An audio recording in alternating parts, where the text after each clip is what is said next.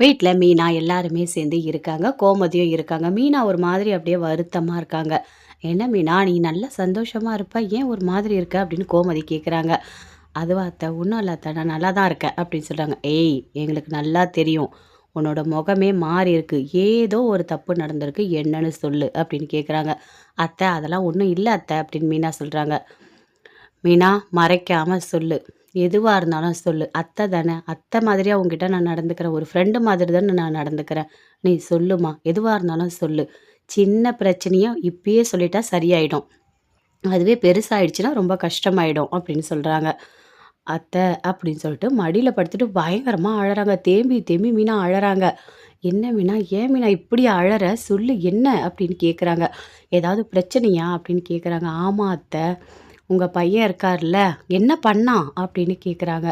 அவரு நெறைய கட்டு கட்டா பணத்த பீரோல வச்சிருக்காரு. நான் போய் கேட்டா, அதெல்லாம் என்னோட சேவிங்ஸ் பணம்னு சொல்றாரு. அத்த, அது எல்லாமே தப்பா இருக்கு. அது அவரோட பணமே இல்ல. அவரு ஏதோ பொய் சொல்லிட்டு லஞ்சம் வாங்கியிருக்கா மாதிரி எனக்கு தோணுது அப்படின்னு சொல்றாங்க. ஐய்யய்யோ! அவன் இதெல்லாம் வேற பண்ணி வச்சிருக்கானா? அப்புறம் பிரச்சனை பெருசாயிட்டா போலீஸ்லாம் வந்து அரெஸ்ட் பண்ணி கூட்டிட்டு போயிடுமே அப்படின்னு சொல்றாங்க. ஆமா அத்த, அப்படிதான் பண்ணுவாங்க. அவருக்கு அது தெரியவே மாட்டுது. என்ன ஏமாத்துறதா நெனச்சுக்கிட்டு நெறைய பொய் சொல்றாரு. அவரோட சம்பளம் என்னன்னு எனக்கு தெரியும். அவரு பிளான் பண்ணி பொய் தான் அத்த சொல்றாரு. "அனாத அத்த, எனக்கு அத எப்படி சரி பண்றதுன்னு தெரியல அத்த." அப்படின்னு சொல்லிட்டு மீனா வருத்தப்படுறாங்க. மீனா, "அவ்ளோ பணத்த வாங்கிட்டானே! இப்ப அவங்களுக்கெல்லாம் எப்படி திருப்பி குடுக்கறது? ஏதாவது போலீஸ்லாம் மாட்டுனா எல்லா பணத்தையும் திருப்பி கேட்பாங்களே!" அப்படின்னு கோமதி ரொம்ப வருத்தமா சொல்றாங்க. "எனக்கும் புரியல அத்த. இவர் ஏன் இப்படி பண்றாரு? நான் சொன்னா அவர் கேட்க மாட்றாரு." அப்படின்னு சொல்றாங்க. "அவன் அப்படியா பண்றான்? இரு, நான் என்ன பண்றேன்னு பாரு." அப்படின்னு சொல்றாங்க. "அத்த, நான் உங்ககிட்ட சொன்னேன்னு தெரிஞ்சா அதுக்கும் சேர்த்து கத்துவாரு." அப்படின்னு மீனா சொல்றாங்க. "அவன் கத்துனா கத்திட்டு போட்டும் மீனா. இப்பவே இந்த பிரச்சனைய சரி பண்ணி விடணும். இல்லன்னா போலீஸ் ஸ்டேஷன்ல போய் இவன யாரு கூட்டிட்டு வரது? யார் எல்லா கஷ்டமும் படுறது?" அப்படின்னு சொல்லிட்டு கோமதி ரொம்ப வருத்தமா பேசிட்டு இருக்காங்க. செந்திலுக்கு ஃபோன் போடுறாங்க. அட்டெண்ட் பண்ணி பேசுறாரு. "என்னம்மா? சொல்லுமா. வேலை இருக்குமா?" அப்படின்னு சொல்றாரு. "டேய், என்ன வேலை இருந்தாலும் சரி, பர்மிஷன் போட்டு இப்ப நீ வீட்டுக்கு வர." அப்படின்னு சொல்றாங்க.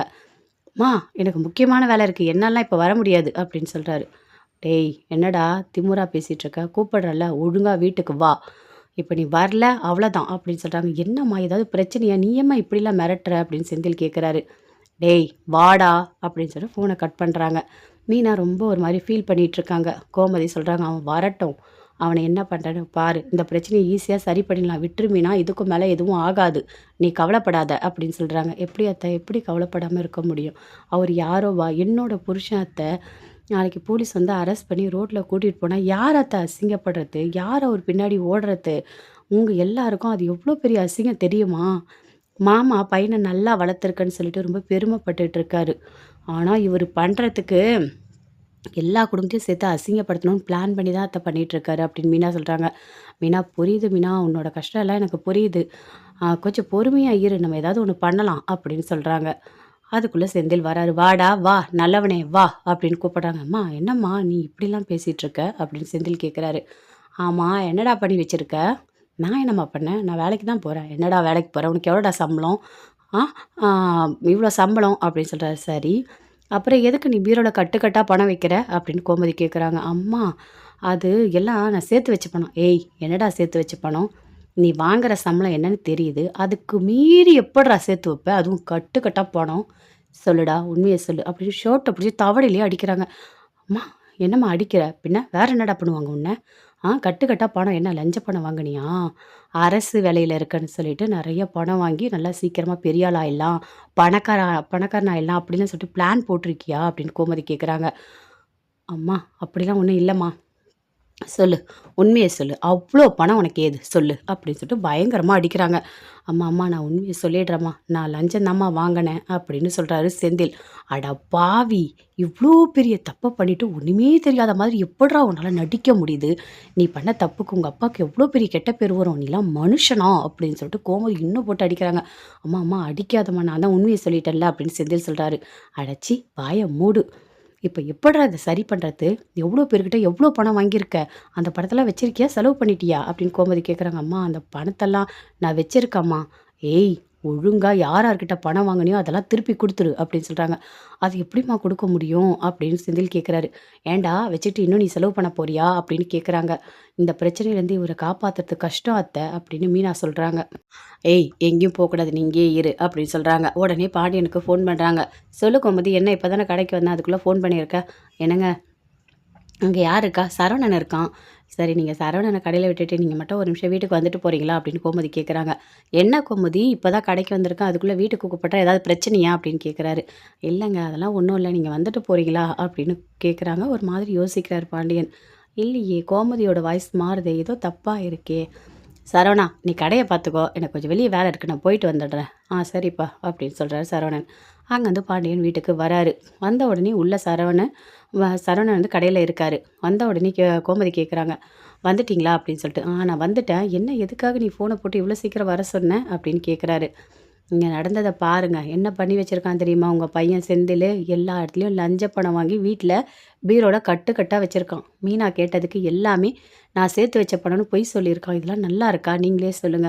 நாளைக்கு போலீஸ் வந்து அரெஸ்ட் பண்ணா யாருக்கு அசிங்கம்? புள்ளைய ஒழுங்கா வளர்க்க தெரியலன்னு சொல்லிட்டு நம்ம 2 பேர் தான் திட்டுவாங்க. அது மட்டும் இல்ல. அதுக்கப்புறம் வீட்ட விட்டு வெளிய போக முடியாது. எல்லாருமே அசிங்கமா போயிடும்." அப்படின்னு சொல்லிட்டு கோமதி சொல்றாங்க. "ஓ! நீ அந்த வேலைலாம் பார்க்குறியா? உனக்கு அந்த அளவுக்கு அறிவு இருக்கா?" அப்படின்னு பாண்டியன் கேட்குறாரு. அப்படியே செந்தில் திரு திருன்னு முழிக்கிறாரு. இல்லப்பா. ஏய் ச்சீ வாய மூடு. உன்னை எப்படி வளர்த்தேன் நானு? இந்த மாரி பணம் வாங்கி என்ன சீக்கிரமா கோடீஸ்வரன் ஆகப் போறியா? உனக்கு அறிவு இருக்கா? இல்லையா? நீ ரூ. 1 கூட உழைச்சு சம்பாதிச்சு வாழு. இன்னொருத்தவங்க பணத்துல வாழணும்னு நெனச்ச, அந்த பணம்லாம் நல்லபடியாவே செலவாவாதுடா." அப்படின்னு சொல்லிட்டு பாண்டியன் கோவப்படுறாரு. "என்னப்பா மீனா இது? இதெல்லாம் நல்லா இருக்கா? நீ ஏன் ஆரம்பத்துலேருந்தே பார்க்கலையா?" அப்படின்னு கேட்குறாரு. "இல்ல மாமா, நான் நெறைய வாட்டி பணத்த பார்த்தேன். நான் கேட்டேன். நான் கேட்கும்போதெல்லாம் அப்படியே ஏதோ ஒரு விஷயத்த சொல்லி அப்படியே மழுப்பிட்டாரு. என்ன ஏமாத்திட்டாரு. நான் சேர்த்து வச்ச பணம்னு சொல்லிட்டு. கடைசியில எனக்கு இப்ப தான் தெரியுது. இவரோட சம்பளம் கம்மி தான். இவ்ளோ பணம் இவரால சேர்த்து வைக்கவே முடியாது. அதுவும் கட்டு கட்டா இருக்கு பீரோல." அப்படின்னு மீனா சொல்றாங்க. "டேய்! நீலாம் மனுஷனாடா?" அப்படின்னு சொல்லிட்டு பயங்கரமா அடிக்கிறாரு. அப்படியே செந்தில் கத்துறாரு. என்ன எல்லாரும் சேர்ந்து அடிக்கிறீங்க. நான் என்ன பண்ண முடியும்? ஏதோ திடீர்னு தெரியாம வாங்கிட்டேன்." "என்னடா வாங்கிட்ட? இப்ப என்ன பண்ண போற? எல்லாரோட பணத்த திருப்பி குடுத்துரு. அதுதான் கரெக்ட்டு. இனிமேவாது அந்த வேலைக்கு ஏத்தா மாதிரி ஒழுங்கா செய். லஞ்சம் வாங்கிட்டு தப்பான ஃபைல்ல எந்த கையெழுத்தும் நீ போடக்கூடாது." அப்படின்னு பாண்டியன் சொல்றாரு. "அப்பா நான் இனிமே தப்பு பண்ண மாட்டேன்ப்பா. நான் அந்த பணத்தெல்லாம் வாங்குனவங்ககிட்ட திருப்பி குடுத்துர்றேன்ப்பா" அப்படின்னு செந்தில் சொல்றாரு. "போடா போ. போய் அந்த வேலைய ஃபர்ஸ்ட்டு பாரு போ. எந்த பிரச்சனையும் வராம பார்த்துக்கடா. ஏன்டா நீ இப்படி நடந்துக்கிற? எல்லார் மாரி தான்டா உன்ன வளர்த்தேன். நல்லது கெட்டதெல்லாம் சொல்லிக் குடுத்து தான்டா வளர்த்தேன். ஏன்டா நீ இப்படி இருக்க? ஏன்டா நீ இவ்ளோ மோசமா வளர்ந்துருக்க?" அப்படின்னு பாண்டியன் ரொம்ப வருத்தப்படுறாரு. "மீனா நீயும் போப்பா கூட. அவன் எங்கெல்லாம் போறான்னு போப்பா. போயிட்டு அந்த பணத்த கரெக்ட்டா குடுத்துருப்பா. இல்லன்னா அத கூட இவன் ஏமாத்துனாலும் ஏமாத்திருவான். என்னடா கவர்மெண்ட் வேலைன்னு அப்படியே பெருமையா சொன்ன. இந்த மாதிரி பணம் வாங்குறதுக்கு தான் உனக்கு கவர்மெண்ட் வேலை கிடைச்சதா? ம். இங்க பாரு, நல்லா சொல்றேன். ரூ. 1 கூட உழைச்ச பணத்துல வாழ். அதுதான் சந்தோஷத்த தரும். சரியா? ஆடம்பரமா வாழணும்னு சொல்லிட்டு இந்த மாதிரிலாம் பண்றது ரொம்ப பெரிய தப்பு. இதுவே உனக்கு லாஸ்ட்டா இருக்கட்டும். போயிட்டு ஃபர்ஸ்ட்டு அந்த பணத்த குடு. இனிமே யாரு வந்தாலும் ஒழுங்கா ஃபைல்ல கையெழுத்து போடு. நேர்மையா இரு." அப்படின்னு சொல்றாரு. "சரி மாமா, நான் போயிட்டு வரேன்." அப்படின்னு சொல்லிட்டு மீனா கிளம்பி போறாங்க. போற வழியில செந்தில் ரொம்ப அமைதியா இருக்காரு. பேசவே இல்ல. மீனாவும் எதுவுமே பேசவே இல்ல. போயிட்டு அந்த கட்டு கட்டா பணம் எல்லாத்தையும் எடுத்து பேக்ல வைக்கிறாரு. "இவங்களுக்கு குடுக்கணும், அவங்களுக்கு குடுக்கணும்." அப்படின்னு சொல்றாரு. "சரி வாங்க போய் குடுத்துட்டு வந்துடலாம்." அப்படின்னு 2 பேருமே ஒரு ஆட்டோ புடிச்சு போறாங்க. போயிட்டு "இங்க பாருங்க, நீங்க குடுத்த லஞ்ச பணத்த நான் குடுத்துட்டேன்." அப்படின்னு சொல்லிட்டு செந்தில் எல்லார்கிட்டயுமே பணத்த திருப்பி குடுக்குறாரு. "என்ன வேலையெல்லாம் முடிச்சு குடுத்துறீங்க, பணத்தையும் திருப்பி குடுக்குறீங்க?" அப்படின்னு கேட்குறாங்க. "பரவால்ல, பரவால்ல. இனிமே தப்பான வேலைக்கு என்னோட ஆஃபீஸ்க்கு வராதீங்க. நான் பண்ண மாட்டேன். சரிங்களா? உங்கள பணம் எனக்கு வேணாம். நான் ஏதோ தெரியாம பண்ணிட்டேன். இனிமே அந்த மாரி தப்புலாம் நான் பண்ண மாட்டேன்." அப்படின்னு செந்தில் எல்லார்கிட்டயுமே போயிட்டு அந்த பணத்த திருப்பி குடுக்குறாரு. குடுக்கும்போது எல்லாருமே சந்தோஷமா வாங்கிக்கிறாங்க. "பரவாயில்லையே! வேலையும் முடிச்சு குடுத்துட்டா, பணத்தையும் குடுக்குற." அப்படின்னு சொல்லிட்டு. அங்கருந்து மீனா வராங்க. "எல்லாரோட பணத்த குடுத்துட்டீங்கல்ல? இனிமே நீங்க வேலைக்கு போனீங்கன்னா, ஒழுங்கா தான் இருக்கணும். சத்தியம் பண்ணுங்க. நான் யார்கிட்டயுமே கை நீட்டி பணம் வாங்க மாட்டேன். எனக்கு சத்தியம் பண்ணி குடுங்க." அப்படின்னு மீனா கேட்குறாங்க. "இல்ல மீனா, இனிமே நான் செய்ய மாட்டேன்." "வாய மூடுங்க. சத்தியம் பண்றீங்களா? இல்லையா?" அப்படின்னு மீனா கேட்குறாங்க. மீனா, சத்தியமா இனிமே யார்கிட்டயும் பணம் வாங்க மாட்டேன். நான் போனா வேலைய மட்டும் தான் ஒழுங்கா பார்ப்பேன்." அப்படின்னு சொல்றாரு. "இதுவரைக்கும் நீங்க பண்ண தப்புக்கு எப்ப மாட்டுவீங்கன்னு எனக்கு தெரியாது. பணத்த தான் திருப்பி குடுத்துருக்கோம். பாவத்த தான் நம்ம குறைச்சிருக்கோம். ஆனா, நீங்க சைன் பண்ணியிருக்கீங்க தப்பான ஃபைல்ல. அதெல்லாம் மாட்டுச்சுன்னா, கண்டிப்பா நீங்க ஜெயிலுக்கு போய் தான் ஆகணும். அதுலேருந்து என்னால உங்கள காப்பாத்த முடியாது. ஏன்னா, எல்லா விஷயத்தையும் நீங்க செஞ்சு முடிச்சுட்டீங்க. ஏதோ இந்த பணத்த மட்டும் தான் என்னால குடுக்க முடிஞ்சது. அதனால பார்த்துக்கங்க. இனிமே எந்த தப்பும் பண்ணாதீங்க. தயவு செய்து பண்ணாதீங்க." அப்படின்னு மீனா சொல்றாங்க. இல்லப்பா, இல்லப்பா மீனா. அந்த மாரி நான் செய்ய மாட்டேன் மீனா. நான் மன்னிச்சிடு மீனா" அப்படின்னு செந்தில் சொல்றாரு. "பேசாதீங்க. தயவு செய்து என்கிட்ட நீங்க பேசாதீங்க. நீங்க இங்கேருந்து போங்க" அப்படின்னு மீனா ரொம்ப கோவப்படுறாங்க. சரவணன் கடையில இருக்காரு. எப்பவும் போல வேலைலாம் பார்த்துட்டு இருக்காரு. "சரவணா, இந்த டெலிவரிலாம் எடுத்துட்டு போய் நீ கோயில்ல குடுத்துட்டு வந்துரு" அப்படின்னு சொல்றாரு பாண்டியன். கோயிலுன்னும்போது அப்படியே யோசிக்கிறாரு. நம்ம எப்பவுமே டெலிவரி குடுக்க ஆவலா ஓடுவோம். அங்க அஞ்சலி இருப்பா. இப்ப அங்க யாருமே இருக்க மாட்டாங்கல்ல. சரி, ஓகேப்பா நான் போறேன் அப்படின்னு சொல்லிட்டு அங்க வந்து சரவணன் எல்லா பொருளும் எடுத்துட்டு டெலிவரிக்கு போறாரு. போயிட்டு அங்க குடுக்க போறாரு. ஆனா எப்பவும் போல அஞ்சலி அங்க வந்திருக்காங்க. அஞ்சலிய பார்த்தோனே சரவணன் ரொம்ப சந்தோஷப்படுறாரு. "அஞ்சலி கோயிலுக்கு வந்திருக்கா" அப்படின்னு சொல்லிட்டு. அப்படியே கிட்ட போறாரு.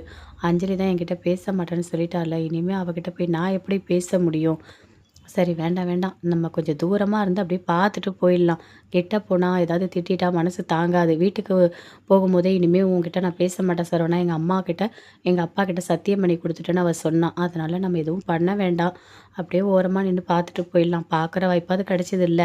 அஞ்சலி தங்கமான பொண்ணு. ஆனா இவ்ளோ பெரிய கெட்ட பேர் அவ எடுத்திருக்கா" அப்படின்னு சொல்லிட்டு ரொம்ப ஃபீல் பண்றாரு. அப்படியே ஒரு 5 நிமிஷம் பார்க்குறாரு.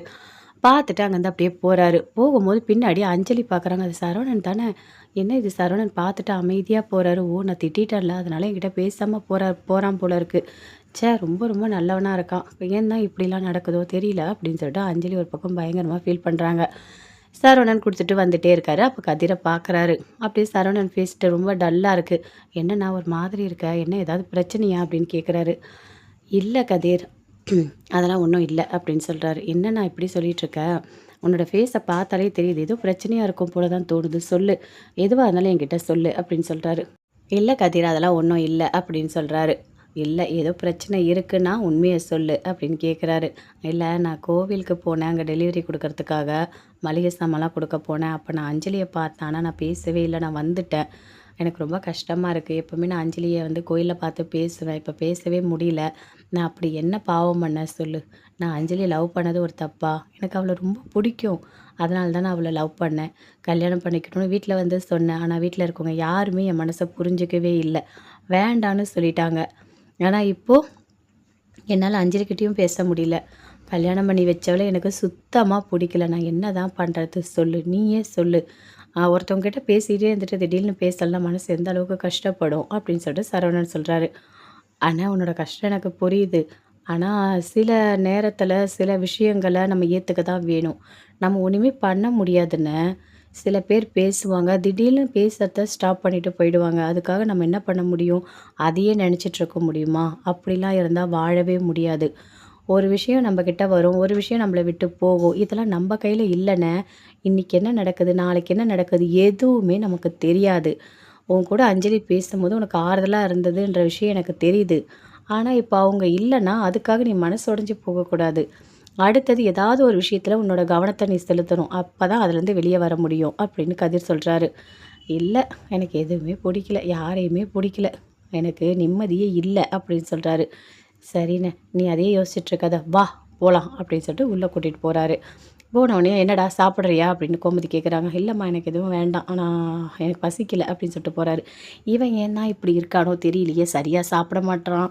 சரியா நின்னு பேச மாட்டான். வரான், போறான் அவ்வளோதான். இவன் ஏன் இப்படி இருக்கான்?